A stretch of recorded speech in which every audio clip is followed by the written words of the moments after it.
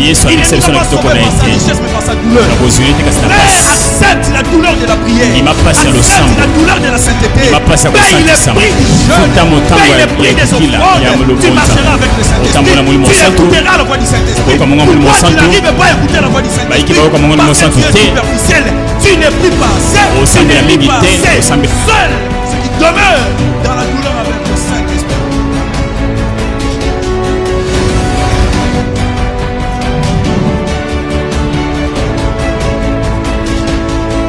Il est de la nature de Dieu d'utiliser notre faiblesse pour nous rendre puissants.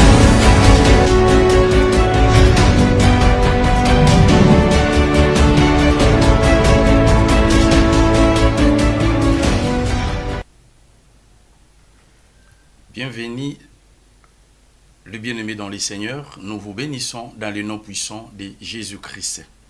Nous sommes dans notre treizième raison pour laquelle nous devons avoir foi en Jésus-Christ et dans la parole de Dieu, dans notre thème sur la foi en Jésus-Christ et dans notre grand sous-thème, les raisons pour lesquelles nous devons avoir foi en Jésus-Christ. Voici la troisième raison, soit la 13e raison, soit le 13e numéro. C'est que par la foi en Jésus, nous avons la réconciliation avec Dieu. Donc par le moyen de la foi en Jésus-Christ, nous avons donc la réconciliation avec Dieu. Nous sommes réconciliés avec Dieu. Nous allons lire dans Colossiens chapitre 1, le premier verset. Nous allons commencer à partir du 21e le premier chapitre et à partir du 21e verset jusqu'au 23e verset. La parole de Dieu déclare: et vous qui étiez autrefois étrangers et ennemis par vos pensées et par vos œuvres, par vos mauvaises œuvres, il vous a maintenant réconciliés par sa mort dans le corps de sa chair. Le 22e verset: pour vous faire paraître devant lui saint, sans défaut et sans reproche.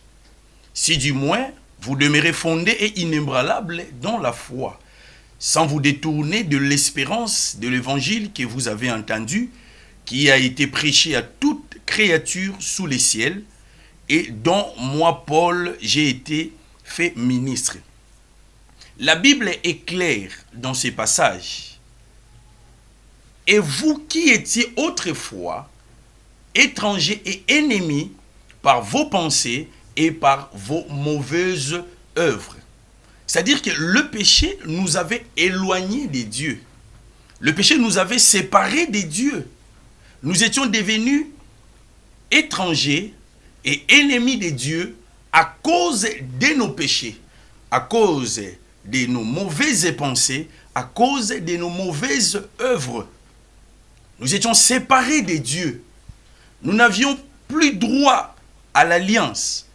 Nous n'avions pas droit aux promesses de Dieu à cause de notre état de péché. Mais par la foi en Jésus-Christ, Dieu nous a réconciliés pour nous qui avons cru à Jésus-Christ. Et pour ceux qui croiront en Jésus-Christ aujourd'hui, au travers de la proclamation de la parole d'aujourd'hui, ils seront réconciliés avec Dieu au travers de leur foi en Jésus-Christ. Car la réconciliation met l'accent sur la paix avec Dieu, établit le principe de faire la paix avec Dieu. Les hommes furent séparés de Dieu et sont ramenés à la communion avec Dieu au travers de leur foi dans son Fils Jésus-Christ. Car le péché avait érigé une barrière infranchissable entre l'homme et Dieu et avait ainsi rendu l'homme ennemis de Dieu. Nous étions devenus ennemis de Dieu au travers de nos péchés. Par la foi en Jésus-Christ, l'inimité entre l'homme et Dieu est ôtée. La colère de Dieu sur l'homme est également ôtée. Si nous pouvons lire encore le verset 21, la partie B, là la Bible déclare ceci: il vous a maintenant réconciliés par sa mort dans le corps de sa chair.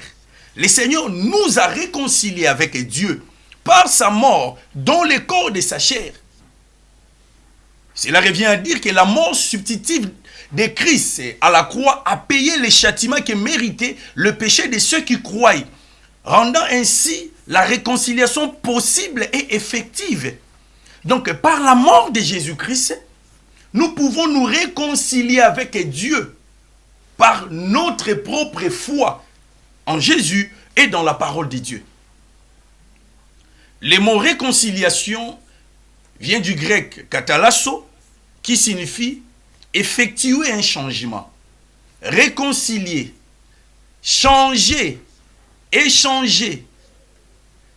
Dieu est l'initiateur de ces changements. Il est l'initiateur de cette réconciliation entre lui-même et l'homme. Il a ainsi fourni à l'homme les moyens d'être réconcilié avec Dieu. La foi en Jésus-Christ établit donc la possibilité du changement dans la relation du pécheur avec l'homme. Ces changements que nous appelons réconciliation. Nous pouvons lire dans 2 Corinthiens chapitre 5, le 18e verset. La Bible déclare: « Et tout cela vient de Dieu, qui nous a réconciliés avec lui par Christ, et qui nous a donné le ministère de la réconciliation. » La Bible dit, tout cela vient de Dieu, qui nous a réconciliés par qui? Par Christ.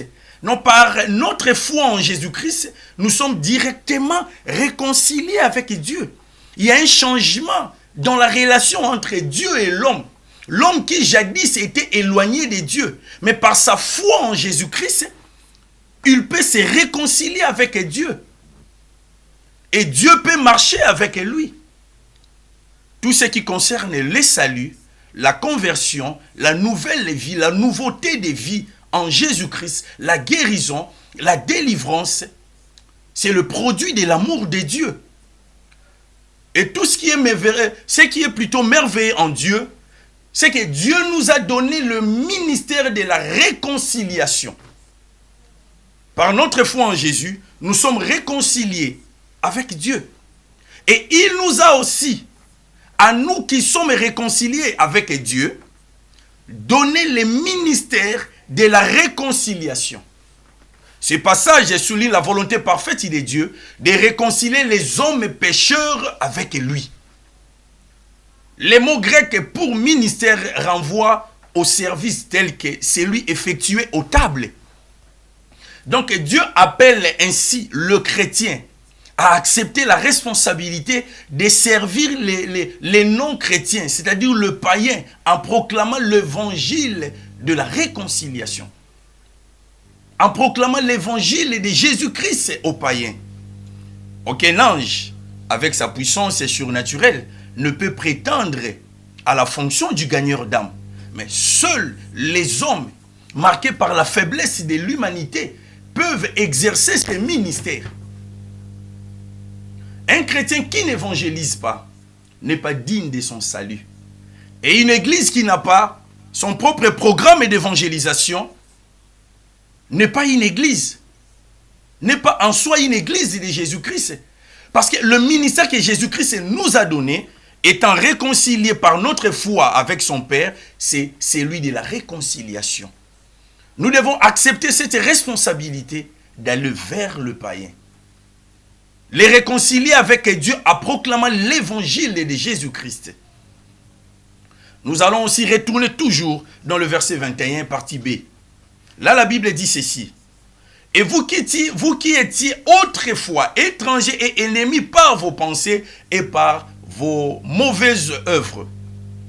Le terme grec pour étranger signifie exclu, coupé, séparé. Donc, avant d'être réconciliés par notre foi avec Dieu, nous étions exclus du royaume de Dieu. Nous étions coupés de Dieu. Nous étions séparés de lui à cause du péché. Écoutez ce que Éphésiens chapitre 2, le verset 12 dit. Souvenez-vous que vous étiez en ces temps-là sans Christ, privés du droit de cité en Israël, étrangers aux alliances de la promesse, sans espérance et sans Dieu dans le monde. Nous étions sans Christ, étrangers aux alliances de la promesse, sans espérance et sans Dieu. Nous étions exclus aux promesses, Nous étions coupés de Dieu. Nous étions éloignés de Dieu à cause du péché. C'est la raison pour laquelle la Bible dira tous sont péchés et sont privés de la gloire de Dieu. Mais par notre foi en Jésus-Christ, nous sommes réconciliés avec Dieu. Gloire soit rendue à Dieu pour toi qui as cru en Jésus-Christ comme Seigneur et Sauveur. Mais pour toi qui n'as pas encore cru en Jésus, voici l'opportunité pour toi d'accepter le Seigneur Jésus-Christ comme étant ton Seigneur et ton Sauveur personnel, afin que tu sois réconcilié avec Dieu et que tu deviennes le fils du royaume, participant aux alliances, et que les promesses de Dieu deviennent aussi les tiennes. Je vais prier pour toi, afin que la grâce de Dieu soit sur toi, et que par ta foi en Jésus-Christ, tu puisses être réconcilié avec Dieu. Nous voulons prier, car hier, nous étions étrangers et ennemis de Dieu. Nous étions exclus. Nous n'avions pas droit aux promesses. Nous n'avions pas droit à la cité de Dieu. Mais par notre foi en Jésus, nous sommes devenus enfants de Dieu. Par notre foi en Jésus, nous sommes devenus serviteurs de Dieu. Par notre foi en Jésus, nous sommes réconciliés avec Dieu. Il y a un changement de statut.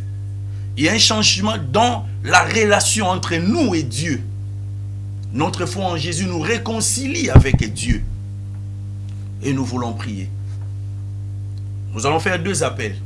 Le premier appel pour ceux qui n'ont pas encore cru en Jésus. Et le second appel, nous allons prier pour tous ceux qui sont chrétiens. Ceux qui sont déjà, par leur foi en Jésus, réconciliés avec Dieu. Et nous allons prier. Pour toi, qui n'as pas encore cru en Jésus-Christ, comme ton Seigneur et ton Sauveur, nous voulons prier. Comme je le dis toujours, le salut n'est pas loin de toi. C'est dans ta bouche. Car la Bible dit, si tu confesses de ta bouche le Seigneur Jésus, si tu crois dans ton cœur que Dieu l'a ressuscité des morts, tu seras sauvé. Aujourd'hui, tu peux recevoir ton salut. Tu peux être réconcilié avec Dieu. Dieu peut pardonner tes péchés. Il peut les effacer et il peut les oublier. Nous allons prier maintenant. Tu vas seulement répéter mes paroles. Et la vie de Dieu sera ta vie. Tu seras réconcilié avec lui. Seigneur Jésus, j'ai écouté ta parole. Pardonne-moi de tous mes péchés. Purifie-moi par ton sang. Je crois que Dieu t'a envoyé dans le monde. Tu étais venu et tu étais mort pour moi. Tu étais ressuscité pour moi. Je crois en toi en ce jour comme Seigneur et Sauveur. Entre dans ma vie. Vis en moi. Je prends l'engagement de me séparer du monde et de te servir toute ma vie. Aide-moi à marcher derrière toi. Dans les noms puissants de Jésus. Amen. Comme tu viens de recevoir Jésus-Christ, tu es maintenant fils du royaume. Tu participes aux promesses de Dieu. Tu peux rejoindre une église d'attache, une église chrétienne, là où on proclame et on confesse Jésus-Christ comme étant leur seul Seigneur et Sauveur. Tu peux rejoindre cette église. Et nous voulons maintenant prier. Et la gloire de Dieu va te toucher là où tu es. Peut-être que tu es malade. Peut-être que tu as des problèmes. Et le Seigneur Jésus va te guérir. Peut-être que tu es atteint par Covid-19. Tu peux aussi être atteint par, par sida, cancer et autres maladies. Le Seigneur Jésus va accomplir le miracle pour toi. Tu vas seulement toucher ton cœur et nous allons prier. Seigneur, j'ai prêché ta parole. Tes bien-aimés t'ont reçu. Et pour nous qui avons déjà foi en toi, nous qui sommes déjà réconciliés avec le Père au travers de notre foi en toi, Seigneur, je viens te prier pour ces bien-aimés. Laisse que ta main puissante, Seigneur, s'étende sur chacun de nous. Pour tous ceux qui sont malades, ta parole dit, tu as pris nos infirmités, tu t'es chargé de nos maladies. Seigneur, ta parole me dit encore, voici tu es donné le pouvoir de marcher sur les serpents, les scorpions, sur toute la puissance de l'ennemi, rien ne peut me faire du mal. J'ai détruit toute maladie qui te dérange. J'ai détruit Covid-19, le paludisme, la fièvre typhoïde, le problème cardiaque, tout ce qui est problème, tout ce qui est maladie en toi, sida, cancer et autres. Je les détruis dans le nom puissant de Jésus. Je les détruis dans le nom puissant de Jésus. Je les détruis dans le nom puissant de Jésus. Je les détruis dans le nom puissant de Jésus. Je les détruis dans le nom puissant de Jésus. Je chasse la maladie loin de toi au nom de Jésus. Je chasse la maladie loin de toi au nom de Jésus. Je chasse la maladie loin de toi dans le nom puissant de Jésus-Christ. Reçois la guérison au nom de Jésus. Reçois la guérison au nom de Jésus. Reçois la guérison au nom de Jésus. Que le Seigneur Jésus te donne la solution à ton problème dans le nom de Jésus-Christ. Que la main de Jésus te touche là où tu es. Et que tu reçoives la solution à ton problème dans le nom puissant de Jésus. Que la grâce de Jésus t'accompagne dans le nom puissant de Jésus-Christ. Que la paix de Dieu marche avec toi dans le nom puissant de Jésus-Christ. Amen.